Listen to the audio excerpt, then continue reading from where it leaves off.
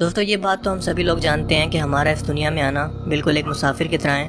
جیسے ایک مسافر اس دنیا میں ٹھہرنے کے بعد اپنی اصل منزل کی طرف چل پڑتا ہے، بالکل اسی طرح سے ہم اس دنیا میں موجود ہیں اور اپنی عمر پوری کرنے کے بعد ہمیں آخر میں اپنے آخرت کی طرف یعنی اپنے گھر جانا ہے، یعنی اپنی اصل منزل کی طرف جانا ہے۔ اور ہمارے مرنے کے بعد ہمارے اعمال کے مطابق ہمیں جزا و سزا کا فیصلہ دیا جائے گا۔ اگر ہم نے اچھے اعمال کیے ہوں گے، اللہ تعالیٰ کی فرما برداری کی ہوگی تو ہمارے لیے جنت ہوگی، اور اگر ساری زندگی اللہ تعالیٰ کے احکامات کی خلاف ورزی میں گزار دی ہوگی یا کفر کیا ہوگا تو ہمارے لیے جہنم ہوگی۔ لیکن آسمان کی طرف یا جنت اور جہنم کی طرف یہ سفر کیسا ہوگا؟ اور سب سے بڑی بات کہ کیا اپنے ایسے پیارے لوگوں سے جن سے ہم مل چکے ہیں، جو دنیا میں ہمارے ساتھ تھے، مثلا ہمارے ماں باپ، بہن بھائی یا کوئی بھی اور رشتہ دار جو اب اس دنیا سے جا چکے ہیں، کیا کبھی ہم مرنے کے بعد ان سے کبھی مل پائیں گے؟ انہی دونوں سوالوں کے جواب ہم آج کی اس ویڈیو کے اندر اسلامی روایت کی روشنی میں جاننے کی کوشش کریں گے۔ اسلامی روایت سے ہمیں پتہ چلتا ہے کہ جب کسی کافر کی موت آتی ہے تو ڈراؤنی شکل والے دو فرشتے اس کے سامنے آتے ہیں۔ ایک بہت ہی ڈراؤنی شکل میں آ کر اس کی روح کو قبض کرتا ہے اور بہت ہی دردناک انداز میں۔ لیکن اس کے برعکس جب کسی نیک انسان کی موت ہوتی ہے یا اس کی روح کو نکالا جاتا ہے تو اس کے لیے آسمان سے دو نورانی فرشتے جو اتنے زیادہ نورانی ہوتے ہیں کہ جیسے سورج کی روشنی بھی ان کے سامنے مان پڑ جائے، وہ اس انسان کے سامنے آتے ہیں۔ ان کے ساتھ ملک الموت ایک بہت ہی زیادہ نورانی شکل کے اندر اور خوبصورت شکل میں اس شخص کے سامنے آتے ہیں۔ ان فرشتوں سے جنت کی خوشبو آ رہی ہوتی ہے اور وہ آ کر اس نیک روح سے کہتے ہیں کہ خدا کے حکم سے باہر آ جا اس انعام کو حاصل کرنے کے لیے جو تم اپنے رب سے حاصل کرنے والی ہو۔ اللہ کے رسول نے فرمایا کہ نیک انسان کے جسم سے روح ایسے نکلتی ہے جیسے جگ سے پانی گرا ہو، یعنی بہت ہی اسموتھ، سافٹ اور خوبصورت انداز میں، اور ظاہر ہے کہ یہ مثال سمجھانے کے لیے دی گئی ہے۔ اس نیک انسان کی روح کو قبض کرنے کے بعد دو نورانی فرشتے اسے آسمانوں کی طرف لے کر جاتے ہیں۔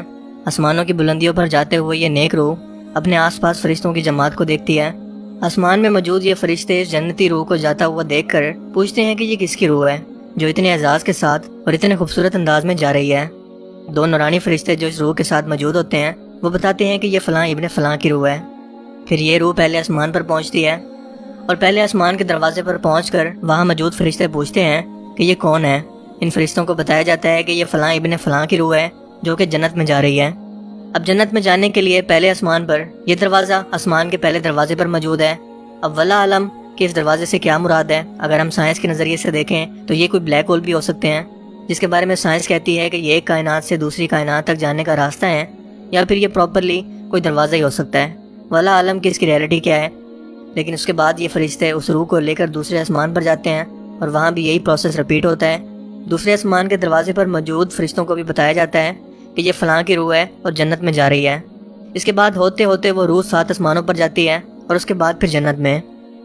لیکن اللہ کے رسول نے فرمایا کہ اس عمل سے پہلے، یعنی کہ جنتی روح کے جنت میں جانے سے پہلے، اللہ پاک ایک بار پھر سے اس روح کو حکم دیتے ہیں کہ اپنے مادی جسم میں داخل ہو جا۔ جب سارے کے سارے رشتہ دار اس کے مادی جسم کو دفنا کر واپس جا رہے ہوتے ہیں تو اللہ پاک پھر سے اس روح کو اس کے مادی جسم میں داخل کرتے ہیں، جس کے بعد دو فرشتے منکر اور نکیر حساب لینے کے لیے اس کی قبر میں آتے ہیں اور اس سے 3 سوال کرتے ہیں۔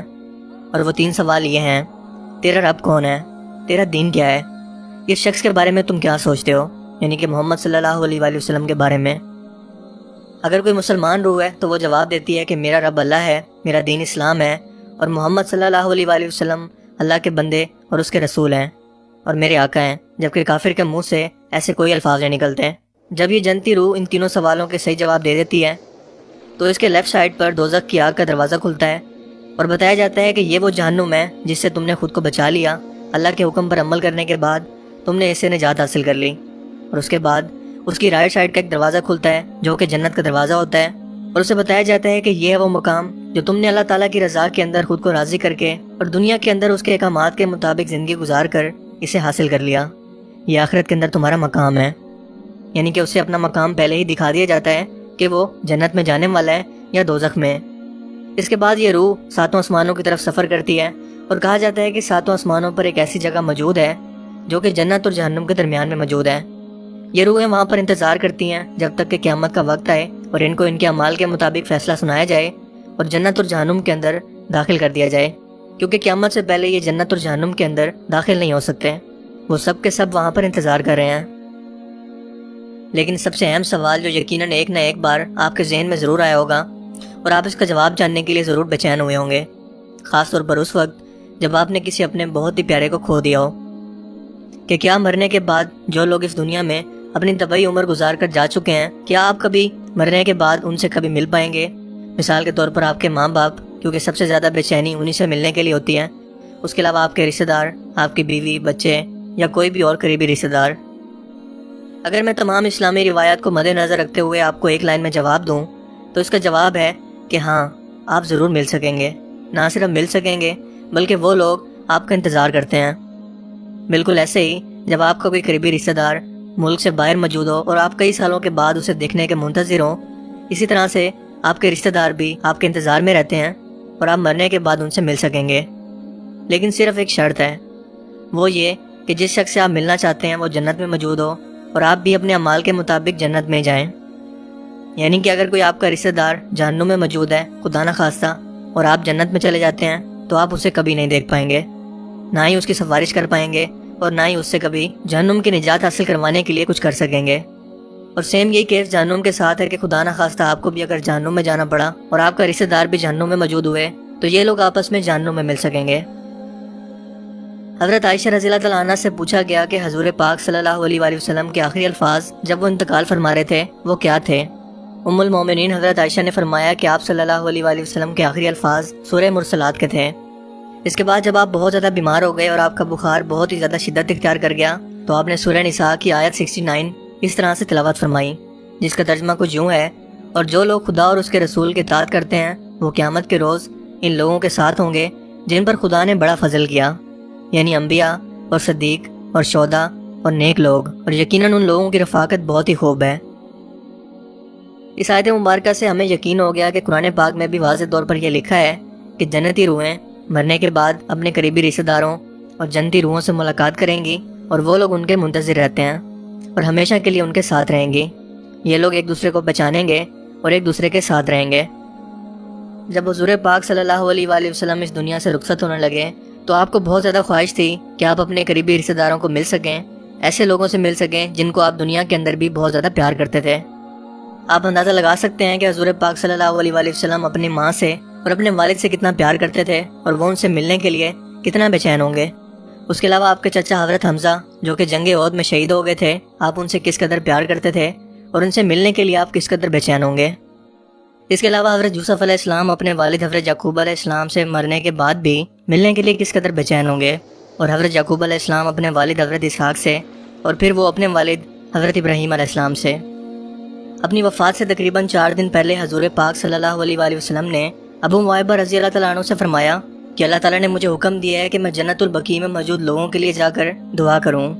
سو آپ ان کو ساتھ لے کر آدھی رات کو جنت البقیع کے لیے روانہ ہوئے اور وہاں پہنچ کر آپ نے ابو معیبہ سے فرمایا کہ اللہ تعالیٰ نے مجھے اختیار دیا ہے کہ یا تو میں دنیا میں رہ کر دنیا کے تمام خزانوں کی چابیاں اپنے پاس رکھوں یا پھر اللہ تعالیٰ سے ملاقات کے لیے آ جاؤں۔ ابو معیبہ نے یہ سنا تو فرمایا، اے اللہ کے رسول، ہمیں آپ کی ضرورت ہے، آپ ہمارے پاس رہیں، آپ ہمیں چھوڑ کر مت جائیں۔ لیکن اللہ کے رسول نے فرمایا کہ میں پہلے ہی اللہ تعالیٰ کی ملاقات کا فیصلہ کر چکا ہوں، یعنی میں نے اللہ کو چن لیا ہے۔ سو حضور پاک صلی اللہ علیہ وآلہ وسلم اس کے 4 دن بعد انتقال فرما گئے۔ آپ کے بعد وفات پانے والے تمام صحابہ کرام کی بھی یہی خواہش تھی کہ وہ دنیا کے ساتھ ساتھ جنت میں بھی ہمیشہ کے لیے آپ کی صحبت اختیار کر سکیں، آپ کے ساتھ رہ سکیں اور ایک بار پھر سے آپ کا دیدار کر سکیں۔ ان صحابیوں کی مرنے کے بعد سب سے بڑی خواہش یہ تھی کہ ایک بار پھر سے انہیں حضور پاک صلی اللہ علیہ وآلہ وسلم کا دیدار نصیب ہو۔ آپ صلی اللہ علیہ وآلہ وسلم نے حضرت فاطمہ سے فرمایا تھا کہ میری موت کے بعد جو سب سے پہلے نیک روح مجھ سے ملے گی وہ فاطمہ تم ہوگی، اور بالکل ایسا ہی ہوا، کیونکہ حضور پاک صلی اللہ علیہ وآلہ وسلم کی وفات کے 4 یا 6 مہینے بعد ہی حضرت فاطمہ کا انتقال ہو گیا اور انہوں نے اپنے والد سے ملاقات کی۔ جب حضرت بلال حبشی رضی اللہ تعالیٰ عنہ کی موت کا وقت قریب آیا تو ان کی بیوی نے ان کے کمرے کے اندر آ کر فرمایا کہ ہائے، آج تو کتنا دکھ کا دن ہے۔ لیکن حضرت بلال نے یہ سنا تو فرمایا کہ میرے لیے تو یہ بہت خوشی کا دن ہے، کیونکہ میں اپنے آقا حضرت محمد صلی اللہ علیہ وآلہ وسلم اور ان کے ساتھیوں سے ملاقات کرنے والا ہوں۔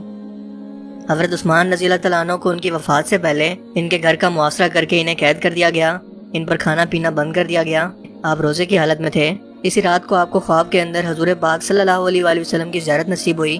انہوں نے حضرت عثمان سے فرمایا، اے عثمان، ان لوگوں نے تمہیں کھانے سے اور پینے سے باز رکھا ہوا ہے، کیا تم پر کھانا پینا بند کر دیا ہے؟ حضرت عثمان نے فرمایا کہ جی میرے آقا۔ اللہ کے رسول نے فرمایا کہ اے عثمان، فکر مت کرو، کیونکہ یہ روزہ تم ہمارے ساتھ افطار کرو گے۔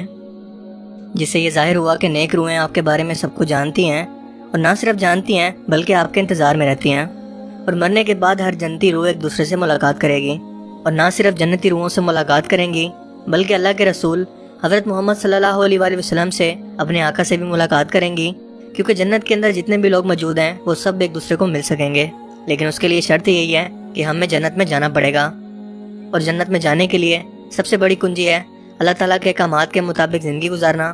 اس دنیا کو چھوڑنے کے بعد اور آخرت کے اندر اپنا منفرد مقام اور جنت حاصل کرنے کے لیے، اپنے پیاروں سے ملنے کے لیے، ہمیں اس دنیا کے امتحان کے اندر کامیاب ہونا ضروری ہے، جس کے لیے ہمیں ہر لمحہ کوشش کرنا پڑے گی۔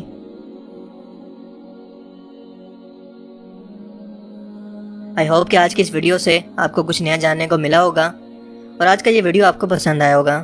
اگر آپ کو یہ ویڈیو اچھا لگا اور یہ منفرد ٹاپک پسند آیا تو اس ویڈیو کو لائک کیجئے، اور مزید اس طرح کے انفارمیٹیو ویڈیوز کے لیے اس چینل کو ضرور سبسکرائب کریں۔ اب میں ملوں گا آپ سے ایک نئی انٹرسٹنگ ویڈیو میں، تب تک کے لیے اپنا بہت سا خیال رکھیے گا۔ Thanks for watching this video. اللہ حافظ۔